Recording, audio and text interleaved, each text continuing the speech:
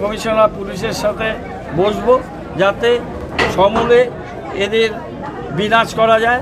আর একটা কথা আমরা স্পষ্ট করে বলতে চাই যে এই সমস্ত দুষ্কৃতী যারা দাপট বাড়াচ্ছে সেই দুষ্কৃতীদের আমরা গুড়িয়ে দেব। তাদের আমরা এখানে কোনোভাবেই মাথা চাড়া দিতে দেব না।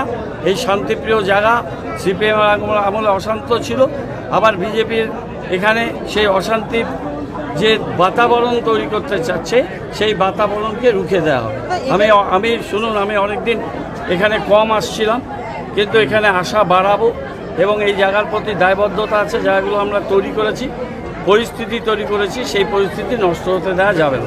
এইগুলো কোনো গ্যাং ছিল না, কেজিএফ গ্যাং। আপনারা জানেন যে রামকৃষ্ণ মিশনে আমি মাননীয় মুখ্যমন্ত্রী বলে ব্যবস্থা নিয়ে সেটাকে আটকেছি। এই সমস্ত গ্যাংকে ঘুরিয়ে দেওয়া হবে। সোজা কথা, পুলিশের যেটা ভূমিকা, আমি সিপির সাথে কথা বলবো, আইসির সাথে কথা বলবো, দরকার হলে ডিজিপির সাথে কথা বলবো। পুলিশের মধ্যে কোনো অভিযোগ থাকলে সেটা ঊর্ধ্বতন কর্তৃপক্ষের সাথে আলোচনা করে আমরা সেটা ব্যবস্থা